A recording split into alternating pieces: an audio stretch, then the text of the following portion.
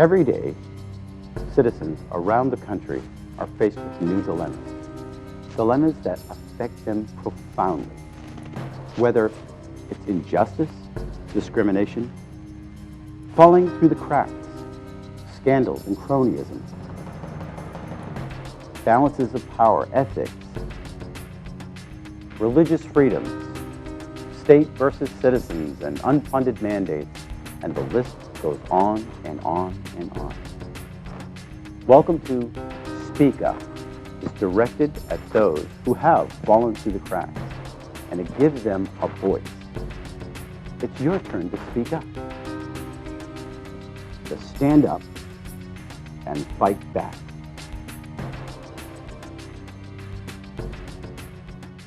Now I'm going to discuss how we would look for a new law. In general, we look for a new law by the following process. First, we guess it. Then we well, don't laugh, that's really true. Then we compute the consequences of the guess to see if this is right, if this law that we guessed is right, we see what it would imply, and then we compare those computation results to nature, or we say compare to experiment or experience. Compare it directly with observation to see if it works. If it disagrees with experiment, it's wrong. In that simple statement is the key to science. It doesn't make a difference how beautiful your guess is. It doesn't make a difference how smart you are who made the guess or what his name is. If it disagrees with experiment, it's wrong. That's all there is to it. It's therefore not unscientific to take a guess, although many people who are not in science think it is. Welcome to Speak Up. I'm Kevin Avard, your host, and I'm joined with Joe DeLeo. I apologize, Joe. And you are one of the founders of the Weather Channel. I was one of the co-founders of the Weather Channel. And one of the first directors, I believe? I was the first director of meteorology there for the first 8 years. Right. Well, I want to welcome you to the show. I'm glad to be here, Kevin. Thank you. One of the topics, and the most important topic, which we're hearing time and time again, over and over, is this whole idea of global warming.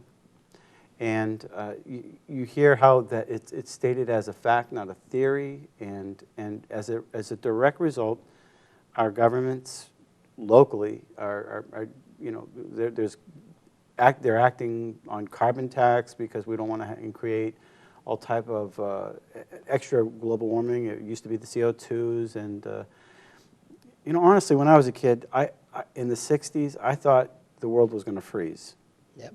And so there are a lot of mixed messages, a lot of new science, good science, bad science, and you're here to basically talk about the whole science of it in a sobering way. So again, we're here to talk about global warming. What's your thought? Is the planet warming at a point where we have to save it? No, we do see global warming and global cooling. There are cycles in weather. Mm-hmm.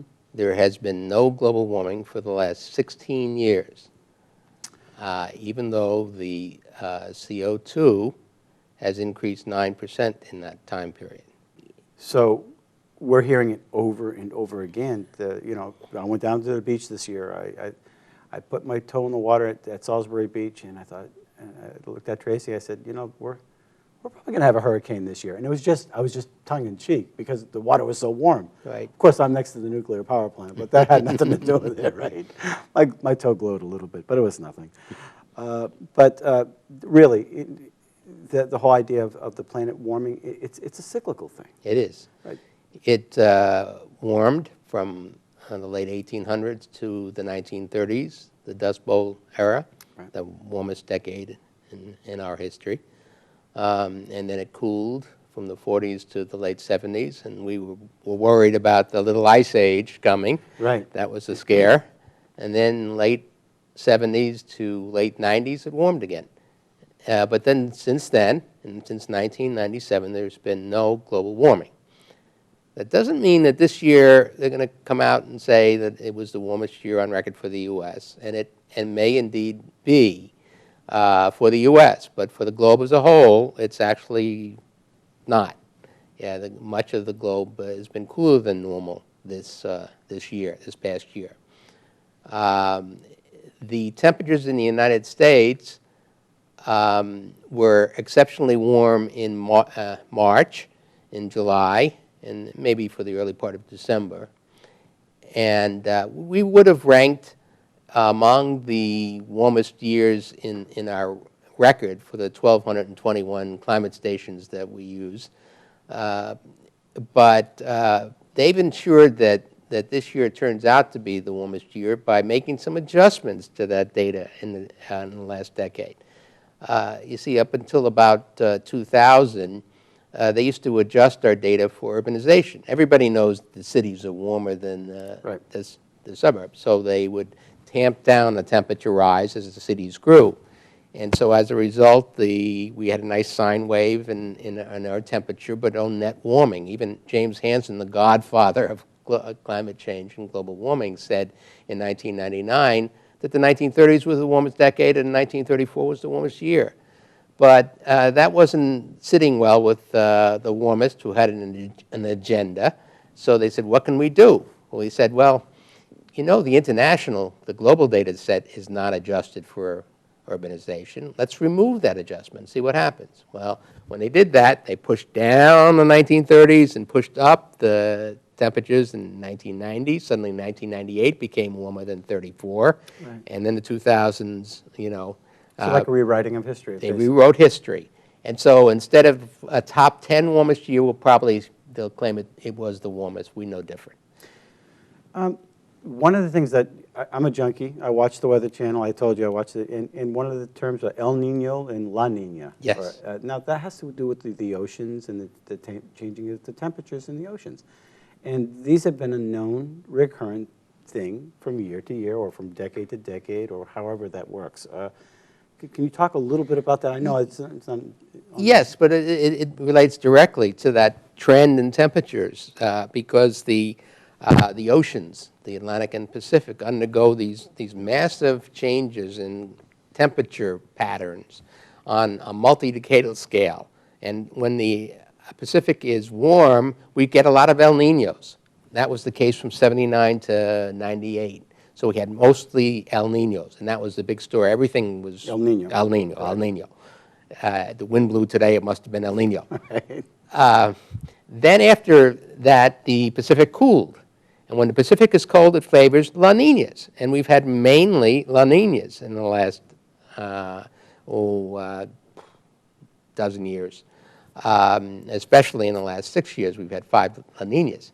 And that means other weather patterns.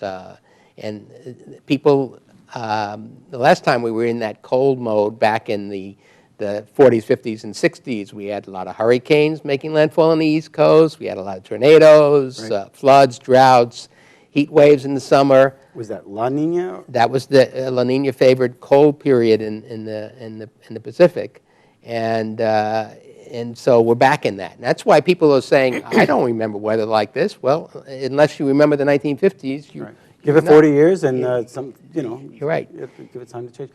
Then you have the Atlantic, the same story. It changes on a multi-decadal scale. It stays warm for 30 years, and then it cools for 30 years, and then it warms again.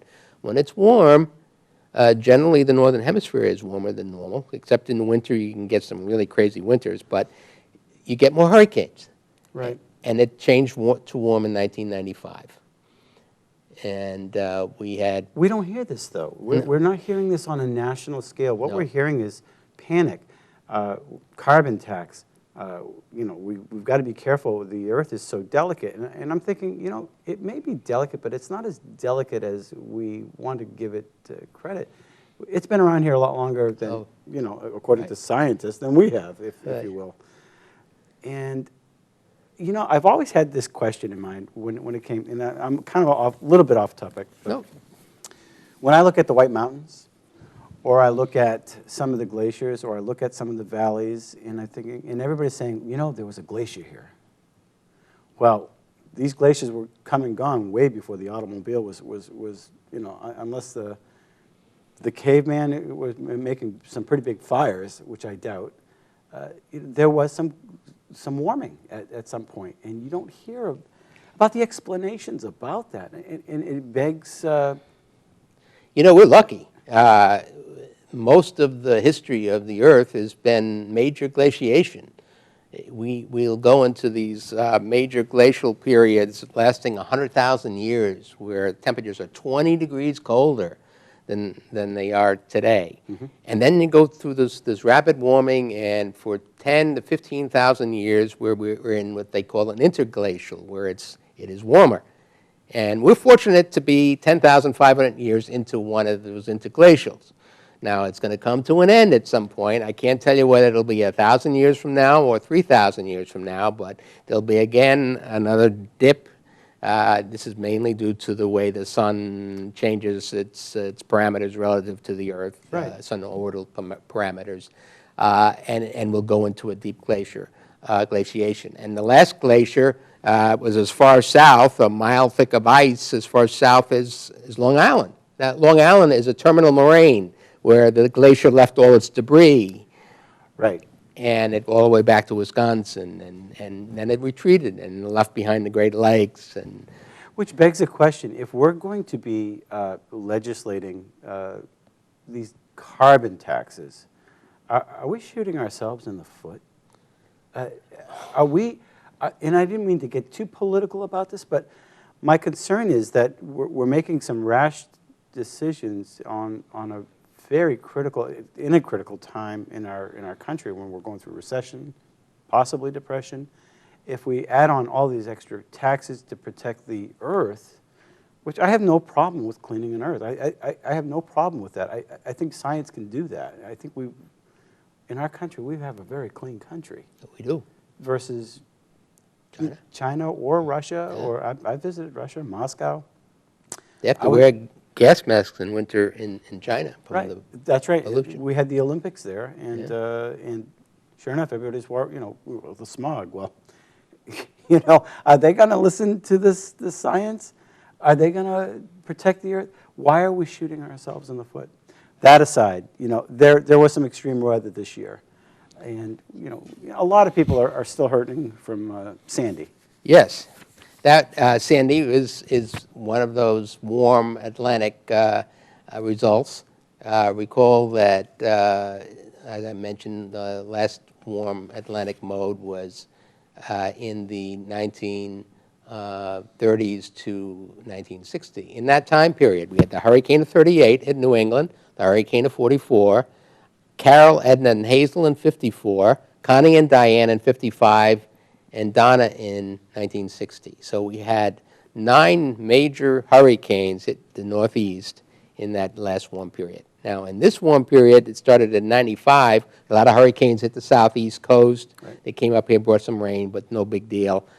We had Katrina and Rita and storms in Gulf Ivan. Well, we were lucky in the Northeast until, 2003, Chesapeake Bay got Isabel. And then last year, Irene hit New York and worse, Vermont, right. And this year, Sandy. Now, Sandy, they say, it's a superstorm. It had to be global warming. Well, no, actually, Sandy was a relatively weak storm. It was a 1, Category 1. It was Category 1. It was captured by a big winter-like trough and blocked from moving its normal track out to sea by a big high pressure to the north and east, right. And it turned west into New Jersey and New York. Because of the Gulf Stream, or the jet stream, it came down. It was almost like a nor'easter. Almost like a nor'easter. It's rare. It's happened before. Hazel was a little bit like that, but the timing was terrible with Sandy. It came in at high tide, right. On a full moon. The hurricane of 1821 was a Category 3, and it hit New York directly, and held the old record for storm surge in New York, 12.8 feet. This Sandy beat it. It was 13.8 feet, but only because the hurricane of 1821 came in at low tide. Right. And that makes a difference of 5 feet. And then the fact that there wasn't a full moon then, that way back then it was the mini ice age and the sea levels were a foot lower. So it would have been a 17, 18-foot storm surge if the 1821 hurricane occurred again. So And Sandy was about, what, 900 miles?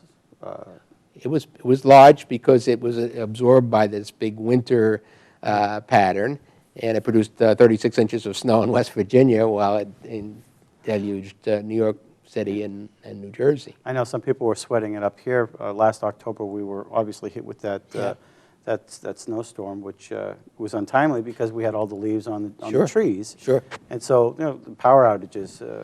I actually went out and bought a generator. I was We prepared. did too. Yeah, you know, it's just, and we have underground wires and things to that effect. So, as far as Sandy, I mean, are we looking at more storms like this? Well, as long as the Atlantic is warm, we're vulnerable again, and they seem to want to hit the Northeast near the end of the warm period more, as we described before it started in the 30s, and it really accelerated the number of hurricanes into the 50s and 60 when the warming ended. So yes, another 5 or 6 years we'll be vulnerable before the Atlantic starts cooling, and then hopefully it'll be over for a while. But we could get another one, and it could be worse than this last one. It may not hit New York City. It may hit Long Island. It may hit Providence like the 38 storm did. What about the winter? Are we looking at a warmer winter this year? We certainly had a warm winter last year. But the year before, remember, we had a lot of snow. I show a picture of St. Catherine's Church in Hudson. Yep. It was I couldn't believe the snow mounds that occurred in 2011. You know, back in 2007, one of the alarmist groups, the Union of Concerned Scientists, and the UN had said in their report, and nowhere in their report on climate, that there'd be less snow in the big cities of the Northeast or of the U.S. Because of global warming. And they had a powwow on top of Mount Washington for the ski areas and the maple sugar industry. Right. And they told them, you better get out of that business, you know, this is a bad time with global warming. Well, 2007-8 followed 3 months later, turned out to be the all-time record snow year for northern New England, for Colorado, for Utah, for Oregon, for all the way up to Alaska. Mm-hmm. And they had their best ski season ever. And the maple sugar did just fine. When you look back at major East Coast storms, which are supposed to be occurring less frequently, we've had 17 since 2000 out of the 46 that the government has been tracking since 1950. That's a lot of East Coast snowstorms. Right. And those are high-impact storms that affect the major metro areas. So you know, it's increasing. Globally, in the hemisphere, the northern hemisphere, 1977-78 was the snowiest winter ever. 2009 and 10 was the second. 2010 and 11, the third. 2007-8 was the fourth. 2002 and 3 was the fifth. So 4 of the 5 snowiest years in history have occurred in the last decade. That tells you a story. Well, what's going on? Why is the opposite message getting out there? Why are the colleges and the educational institutions teaching that we have, our planet is at risk? What are we doing as far as this misinformation? Who's countering this? We're trying. I have a partner in my business that goes to colleges and schools and nursing homes and presents the alternative message. I have a website in addition to weatherbell.com where we provide forecasts and talk climate called icecap.us, where we've had 37 million visitors from around the world, and I present stories that counter the consensus view and provide data that show that no, actually it's not warming. No, it's called the consensus. That's the official name. The consensus view. They want to pretend that there's a consensus, and as Michael Crichton said, the claim of consensus is the last refuge of scoundrels. It's an attempt to claim that the science is settled so as to prevent further debate. And he was exactly right. So they claim, oh, 97% of scientists, it's only those renegades. They're paid off by big oil that challenge us. There's no money coming to the skeptic side. This $10 billion has gone to the universities, from the government, from the environmental groups, from the funds, the left-leaning funds, to support this global warming agenda. And that's really what it is. It's an agenda. It is an agenda. And if you know, before we got on the show, I made a statement, and it was just something that it's my personal observation, in that you know, during Galileo and during the times, you know, the Renaissance, if you went against certain church or religious views, you were excommunicated, you were tortured, whatever. You were in a lot of trouble. Your life depended upon you agreeing with the system. Yeah. And now that era is gone, but it's taken a new face. It's now the politically correct government, and it's affecting both parties. I'm hearing it from all type of people, you know, and a lot of people are swallowing this. I'm not so swallowing it at this time. I just have more questions than anything. And I'm worried that it's taken more of a political agenda than true science. Is that possible? Oh, that definitely is. It's very hard to get our message out. They have control over the major journals, and they have their journals that they favor, like Science and Nature and certain journals of major societies. And they say, if you don't get published in there, your papers don't count. But we produce. I've had 5 papers published in the last 2 years in other journals. Right. But they don't count. Because you're not part of the good old, well, I'm not part of the network. You know, one of the things when I was watching Sandy, and I watch with all the other storms, I watch all the little lines, the track that it's going. You have the European model, and then you have American model. And the European model seems to beat our model. Why is that? They spend a lot of time trying to get the initial conditions right, and historically they've had better performance, and we use both in our business. And in fact, my partner Joe Bastardi on weatherbell.com was on Fox 7 or 8 days. He was on Sean Hannity in advance, and O'Reilly and other shows, saying this storm is going to hit New York City and New Jersey, and it's going to create havoc. And the U.S. models were taking it out to sea, so a lot of other forecasters were saying, nah, don't worry about it. Right. And sure enough, it happened.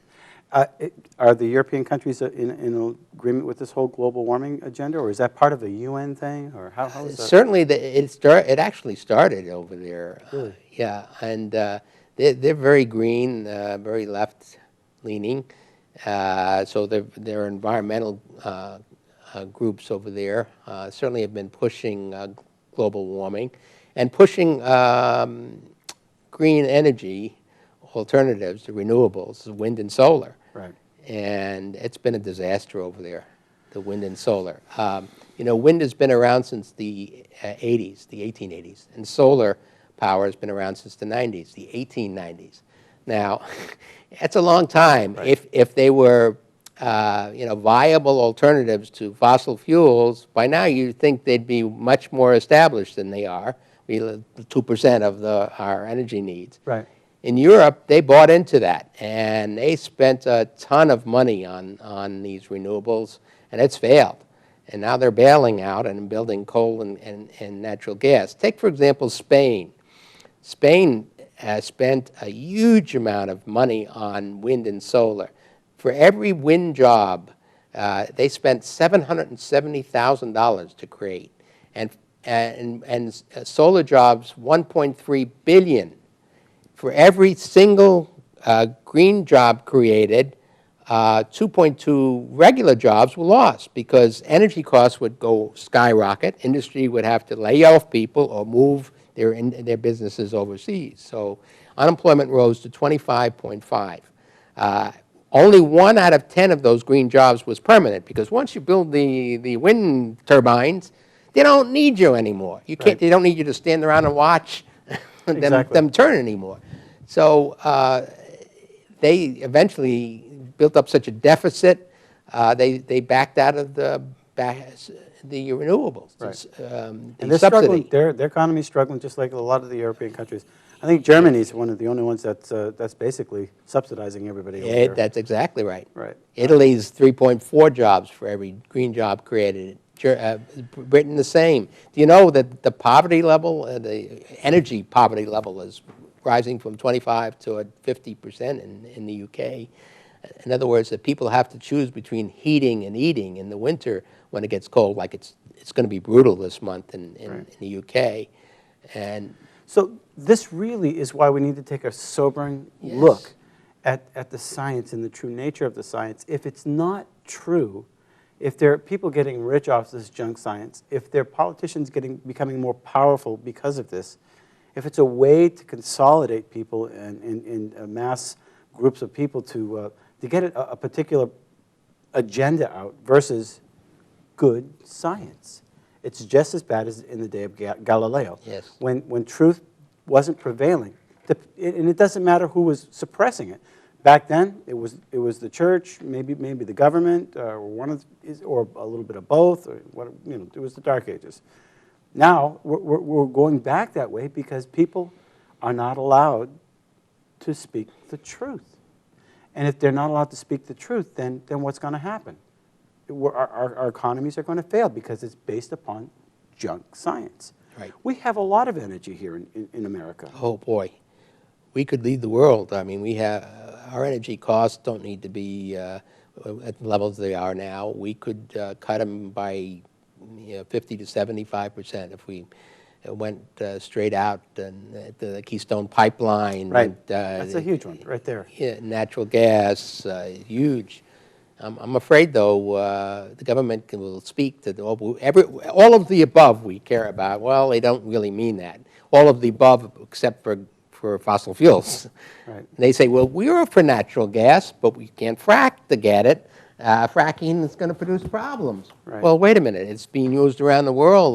We've been using it forever. forever. Yeah. Exactly. So the EPA is pushing very hard to regulate fracking. I love polar bears. Yes. I think they're beautiful. I love seals. I hate to see them clubbed. These images of, well, we're going to lose another species because of the melting ice caps.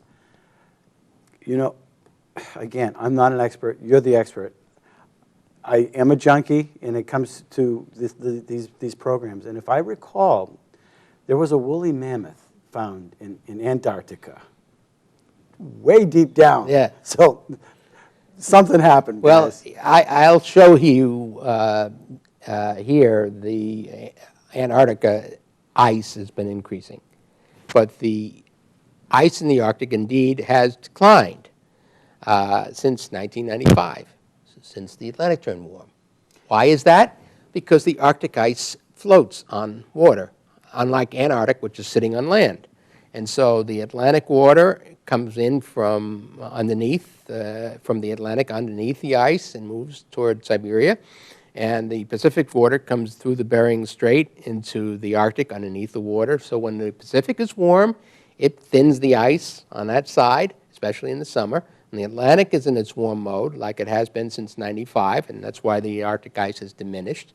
It enters the Atlantic side in the Kara Sea, the Barents Sea, and thins the ice. And that happened in the 1930s, and then in 1940s and 1950s. And I show a picture of the submarine skate in 1958-59 that actually surfaced at the North Pole, not only in summer but in winter. Right. And they said the ice was very, very thin, and That's this right here. and the International Arctic Research Center shows that the warming and the ice very comparable to right now situation comparable to the 1930s to the 1950s. And So it's a natural shifting. It's an- If I were to put it on a very layman's terms, this is the way I'm trying to understand it. On a global scale, you're actually seeing basically what is the effect of a river shifting.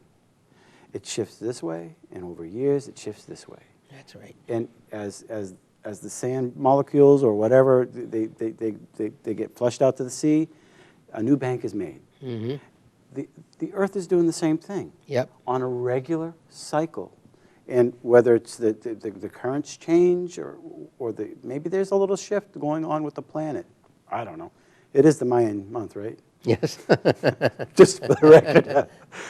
I don't see that in the notes, but anyway. But is that a proper way to understand exactly it? the way it works. And these cycles in the Atlantic and Pacific are a little bit out of phase. And so right now, last winter, the Pacific is so cold that they had a brutal winter in Alaska. It was 14.7 degrees below normal in January in Anchorage. They set all-time record snowfall in Anchorage. The Bering Sea ice set an all-time record.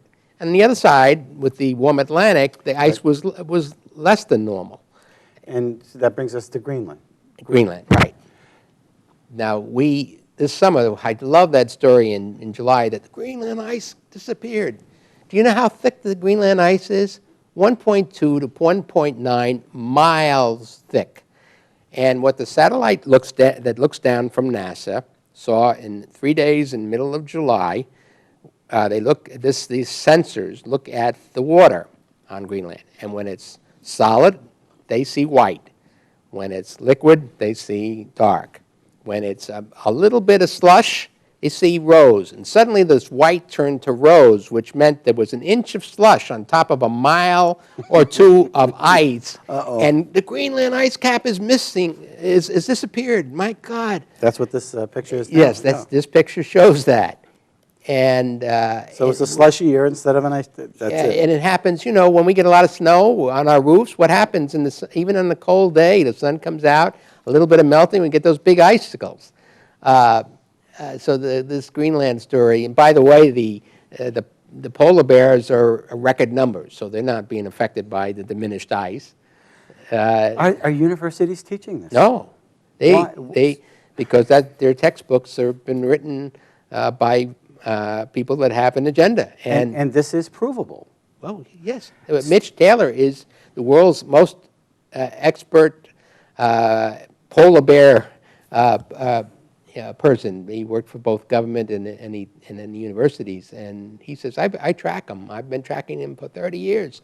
They're at record numbers now. They're not in jeopardy. In fact, in some areas, there's so many of them that they're proving to be a hazard, because polar bears are not nice little cuddly things, but they're grizzly bears that turn white when they went to the Arctic, right. And with one swap of the hand, you're gone, so. Right. So that's that. And then in terms of sea level. Well, that was going to be my next question, because now as the northern part is melting, obviously, are the sea levels going up? Well, actually, and not anywhere near as much as they expected. And they've been slowing the last part of the last century, and it actually declined for a few years in the last few years because the Pacific cooled. And when water cools, it shrinks. Right. So the sea levels actually declined a little bit. Al Gore, if you remember in the movie, used a crane. I didn't see it. I wish I Sorry. didn't. But in the movie, he used a crane and took the crane up 20 feet in the studio to show some people how far up 20 feet was. And James Hansen said that sea level was going to rise 240 feet by 2100. Well, you know how much NOAA now says we're going to have sea level rise by 2100? 6 inches. Now, he could have used the New York City Yellow Pages and stood on it, Right. And he didn't need that big crane. That's not a threat. But what are we doing all along the coast in all of these cities? They have these major plans. They're spending millions of dollars putting up. Right. And he's made pretty well. He's done pretty well. Very well. He's a multi-millionaire. He'll be the first billionaire, even if cap and trade or carbon taxes aren't increased. And that's the scandal of all of this. Yeah.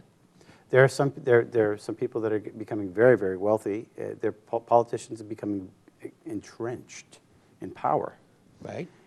And to speak against the crowd is not an easy thing to do. No, it's not. Look at the stimulus. How much of that went to green companies? And most of those, 80% of the green companies were run by bundlers for the campaign. Right. So it was payback. And 15 of them have gone bankrupt. But they walked off with $1 million, and also with the promise that they would contribute to the following campaign. You know, It's got to stop. It's got to stop. And people have to, again, speak up. Another question really about the summer times being a little bit warmer. Are they really being warmer? Well, we certainly had a hot summer this year in the last 3 years, and it relates to, you talked about the El Nino, La Nina, where the warm water is in the Pacific determines where the buckles in the jet stream go. And when in the last 3 summers, there's been a big dip in the west, so they had the coldest summer on record in places like San Diego up to Washington State and Oregon. But to the east, in the plains and the central part of the country, they had tremendous heat and drought. Right. In Europe, right. it carried that through. They had the wettest. UK had the wettest. Right. But then you go further east in Russia, it was another hot and droughty summer. It was brutally hot. But that's the meanderings of the jet stream. And if the oceans lock these jet stream patterns in, then you get into this regime and you stay in it. And when the jet stream isn't amplified and it's flat, you get a storm that comes through, it brings some rain, it cools off, then it warms up, and then another storm comes through. And on average, you get pretty average weather. But when it's amplified and it's stuck, that's when you get extremes of both types. And weather patterns can get stuck. You know, Oh, yes. You take, what is it, Jupiter? You got a storm up there that's just hanging around, isn't it? For a long time. That's a very long time. Right. But on the Earth, if the jet stream follows, I didn't know the jet stream follows the water temperatures. Yes. It anchors. The cold water will anchor in the dips in the jet stream. The warm water pools anchor in the what we call ridges or in the jet stream. And one of the other things that seems to be, we're hearing more about these solar flares. Is that really a big part of this? Does that change the weather pattern? Yes. The sun is a very important factor in the weather. They want to discount it, but they can't. This solar cycle is an 11-year cycle. It actually was 12 and a half years, the longest in 150 years. And the longer, the cooler. The more active sun, and when the sun is active and it has lots of sunspots, it's a little bit hotter. But they measure, and the way they discount it is they look at how much the visible energy changes. And it only changes like 1/10 of a percent, this last cycle, 0.15%, from the solar minimum when there's no spots to the solar max. And they say, well, that isn't enough to make a difference in the climate. But that isn't what drives the temperature changes on the Earth. When the sun changes from the minimum to the maximum, the ultraviolet component changes 80 to 100 times greater. And the ultraviolet produces ozone chemistry warming in high and mid latitudes, and high and mid altitudes, and low and mid latitudes. And this causes major changes in a warming. So we know an active sun produces net warming, and when the sun goes quiet, it produces cooling. Right now, the last 3 solar cycles, the last one before this one, peaked at a level 25% lower than the one before, and this one is peaking now at 50% lower level. And there are many scientists, the Russians, Polish, American scientists who believe that we're in a cycle, that the next cycle will be even lower, and we're going back to the way the sun was in what they call the Dalton minimum in the early 1800s, when Dickens wrote his book and they played in the snow in London all the time. And guess what's happening in the last few years? Every year it's snowing in London and it's cold. And so they believe that the sun is really driving it. Now the suns may be influencing the oceans, right, and the oceans affecting the weather. So the sun may be the ultimate driver. It makes sense. The sun is... Something's got to do it causing all of this. Yes. That's interesting. But in terms of going back to that last question that you had about the temperatures, I want to touch on that. Yeah. There were a lot of heat records in July, but here I'm showing you a chart that that shows, this was actually used in Congress in testimony by John Christie, the prominent climatologist from the state of Alabama. And he showed that in terms of state records, the old-time state records, we have not set any. Not any this decade, not any. I thought Texas was really hot this year. It was very hot last year. Yes, it was very hot for sure, but it didn't set an all-time record. But the 1930s stands out. 23 of the 50 states still have their all-time records from the 1930s. And That's when we had the Dust Bowl. And, yes. You know, I remember watching, I don't know if it was Nova or one of them, but they were talking, the reason we had the Dust Bowl was because we got rid of all the grass that was over the years able to withstand the temperatures and and they planted new grass. They farmed it, and it didn't seem to work out. And then all of a sudden, now because we didn't have this grass out in the fields, and we had the warm temperatures, that's why we ended up with this Dust Bowl. Did that make sense to you? Well, there's a feedback, but it was naturally caused. That may have augmented it in the same way that when a drought develops and desiccate the crops, and the sun can heat the ground and dry the air, and it gets super hot like it did the last couple of years in the worst hit areas of the plains where the drought was most severe. But even with that, this was interesting because one of my jobs is to actually forecast weather and climate for their agriculture. We have clients that are interested in what the upcoming seasons are, and globally too, so all regions of the world. And in the United States, even with the drought that was as bad as 1988 in terms of the rainfall that fell, the corn yields were 50% higher than 1988. Now, part of that is we have better hybrids and better farming practices, but part of that was CO2, which we demonize, but is actually a plant food.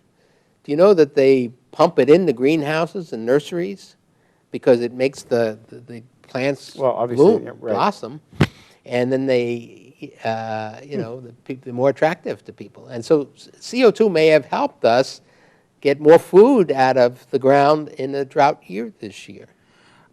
There was a period, I think it was in the 80s, late 80s, that everybody was worried about the ozone. Right. Are we worried about that still? Nothing has changed. They thought they solved that problem. They said it was all because we were using deodorants, spray deodorants, and CFCs and it was going up there, and it wasn't coming down. Oh, right. And then we had to do something. The Montreal Protocol was signed, and so we spent a lot of money. We had to change the refrigerants that we used, and air conditioners and refrigerators. So they're claiming success. They claim success. They think that the ball went home. But nothing has changed since then. There's still the same ozone hole in the stratosphere in the Antarctic every year. It was among the biggest ever 2 or 3 years ago when it gets very, very cold. It's probably natural and relates to when it gets very, very cold, water droplets form, water scours out the chlorine and adds ozone effect, destroying the ozone temporarily. Recovers every year, but so that was sort of a warm-up exercise, good training for global warming. So they use that. Now, scare tactics. Yes, but again, in the 60s, we were going to go through an ice age. Right. Who's generating this fear? Is it just the nature of politicians? Is it the nature of certain individuals or thought patterns of people that, or is there, I hate to say it, is there an agenda here that can't seem to make up its mind? There are some quotes that I had in here. Tells you a lot, if I can find it quickly, but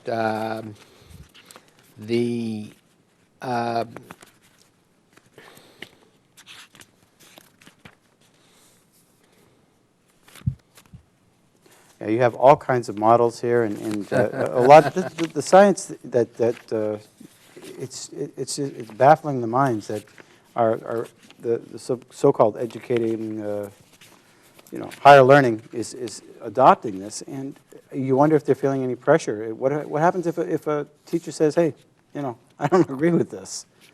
Right. What happens to them? Do they Well, lose tenure or what? yes, they do. And I've had a lot of friends that were teachers. I was a teacher, a college teacher, too, for a number of years. And I wouldn't be hired again at teach at a university because I don't have religion. Their religion. Their religion. And I have friends that had to, I was told that they can't talk about climate. They can only talk about weather, if they want to keep a job, or they had to move into another area in this university and focus on another. And instead, they replaced them with environmental professors who know nothing about weather or climate, and the students suffer. I know I gave a talk at one of the local colleges here, and one of the students stood up and said, I'm mad. Not at you, Mr. DeLeo. He said, I'm mad at my school, and I spend a lot of money for my tuition, and I've been taught 2 courses on weather and climate, and I didn't hear anything that you talked about today in either one of those courses. You wonder if that's going to be a dying art or study or discipline or whatever you want to call it. Now, you helped found the Weather Channel. Yes. Is how, I don't want you to throw anybody under the bus, but how are they along with this? Is NOAA agreeing with this? Oh, yes. The good science or bad science? Not necessarily the forecasters. In fact, most of the meteorologists at the Weather Channel and at NOAA that are just doing their job don't buy into it. They know they've been around the block long enough to see the cycles and understand what really drives weather and climate and know the hype that goes on. But the higher-ups at NOAA, the higher-ups at the Weather Channel have adopted, yeah, and a lot of the professional societies. I was a member of the American Meteorological Society. I still am. I'm a fellow.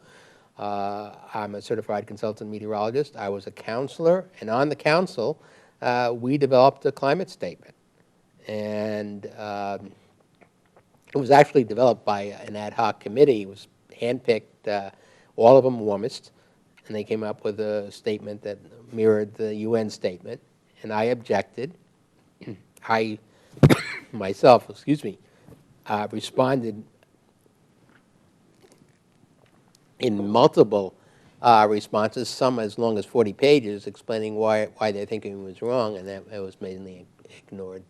But they then will publish these statements, and they'll claim that, well, all 11,000 members of the society believe this. And it's not true. It's a small cadre at the top, and why do they believe it? Well, because a lot of their members are university professors and researchers, and they're doing very well now with the funding from.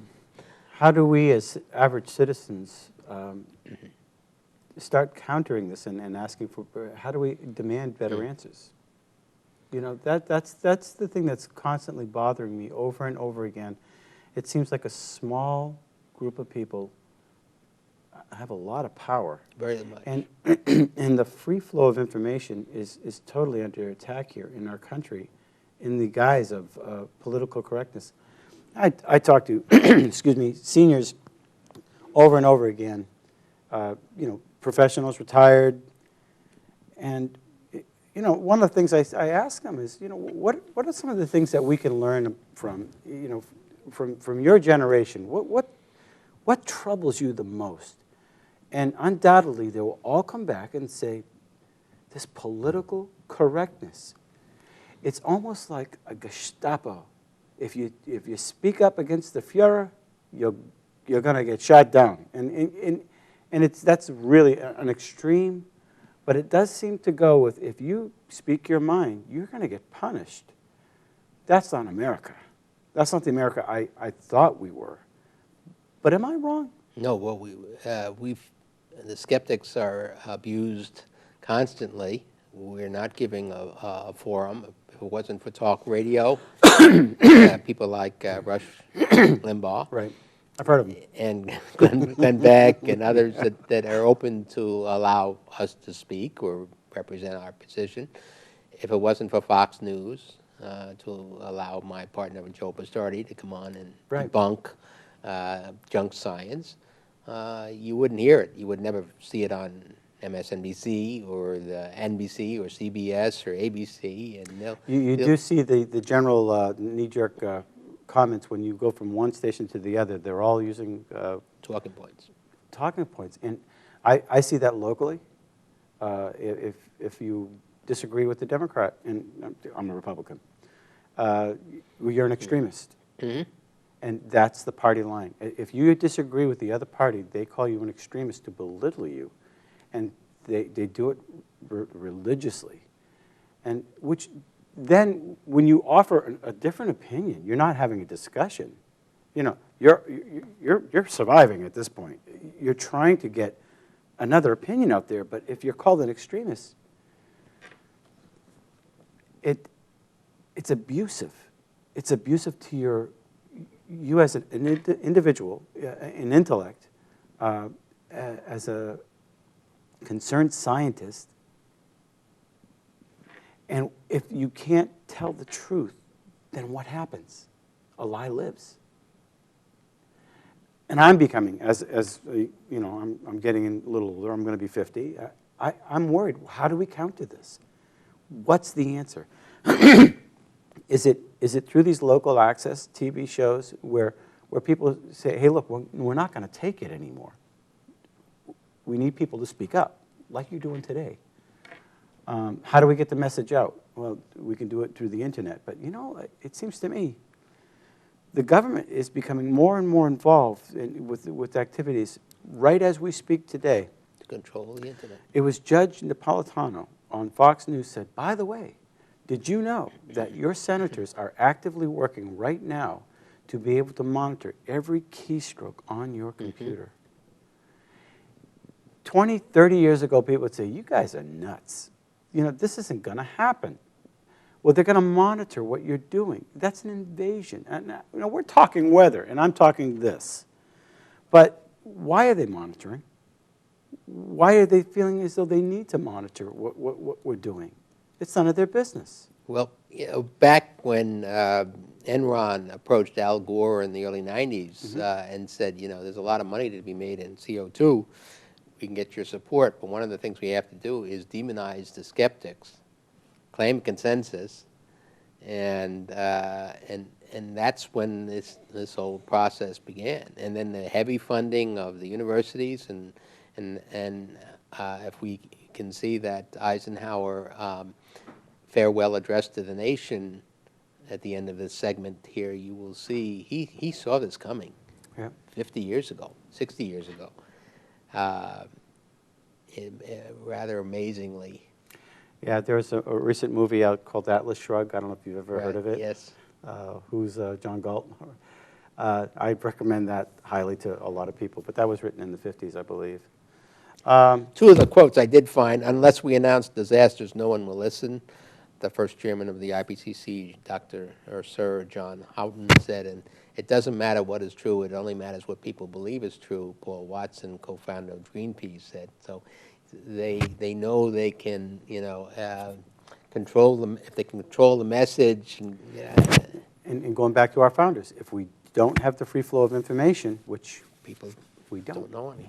Right. And I guess that's why I got back to the keystroke. Once they figure out they can monitor the keystrokes and they can manipulate what's going on there, then we have a serious problem.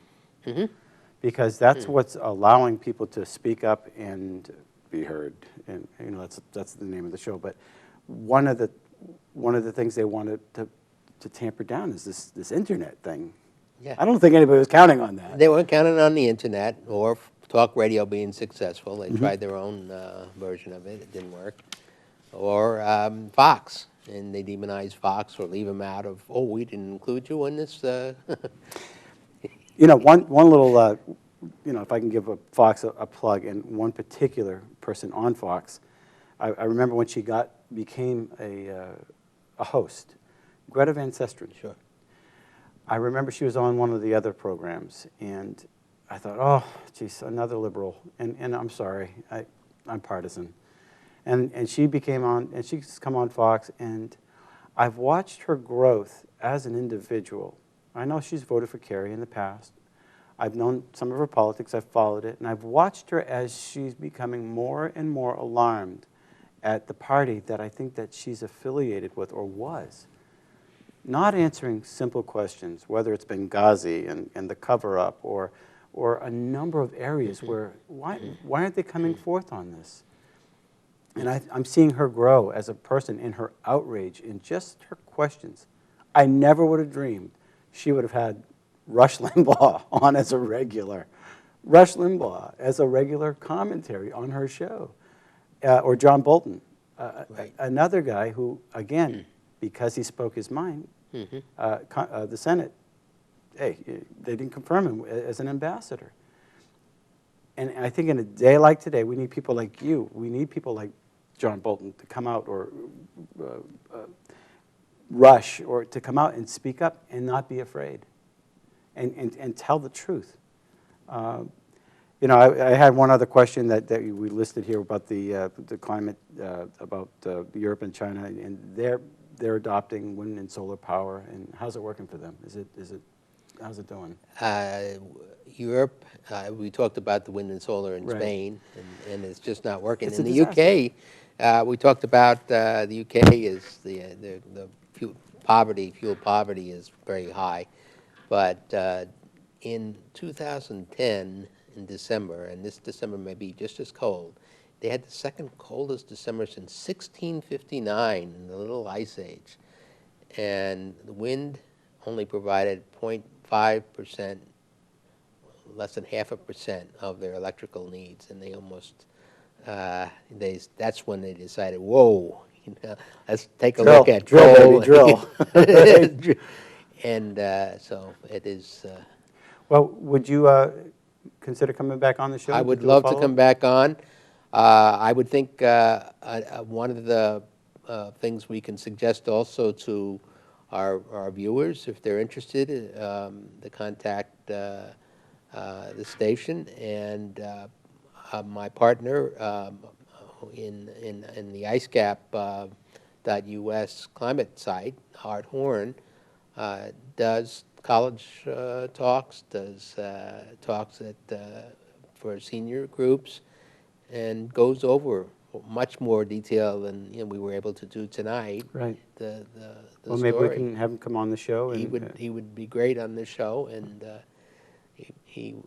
I think he would help balance in the classroom. And then actually, the teachers come up to him afterwards and say, "Thank you. You know, I'm required to follow this curriculum and present this material, and I'm glad you're able to come in and give our students another viewpoint so that they can think for themselves."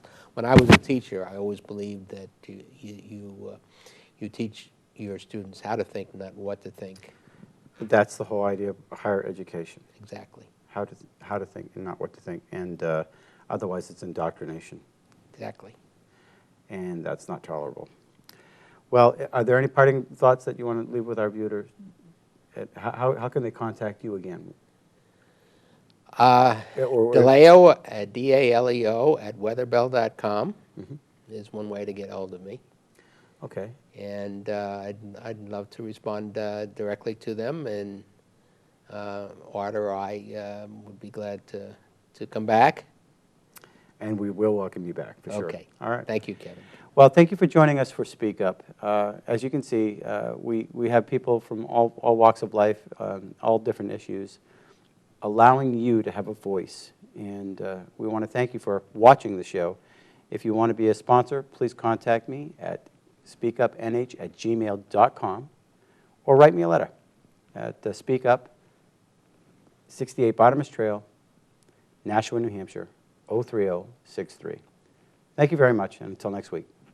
Akin to and largely responsible for the sweeping changes in our industrial military posture has been the technological revolution during recent decades. In this revolution, research has become central. It also becomes more formalized, complex, and costly. A steadily increasing share is conducted for, by, or at the direction of the federal government. Today, the solitary inventor, tinkering in his shop, has been overshadowed by task forces of scientists in laboratories and testing fields.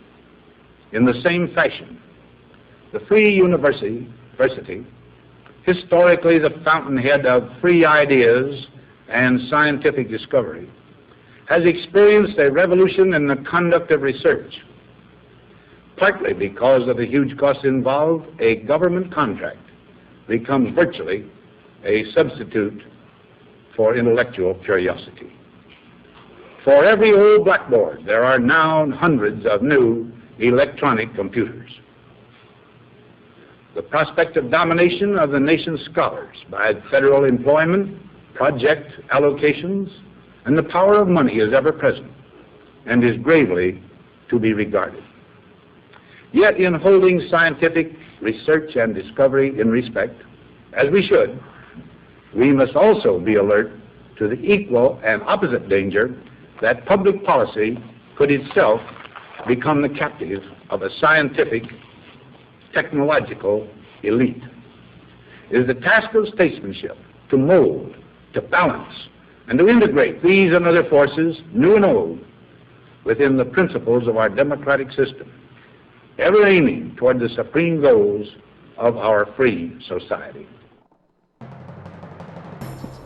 Every day, citizens around the country are faced with new dilemmas.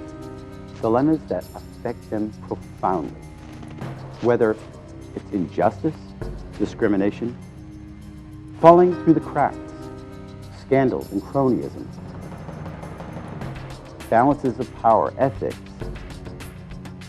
religious freedoms, state versus citizens, and unfunded mandates, and the list goes on and on and on. Welcome to Speak Up.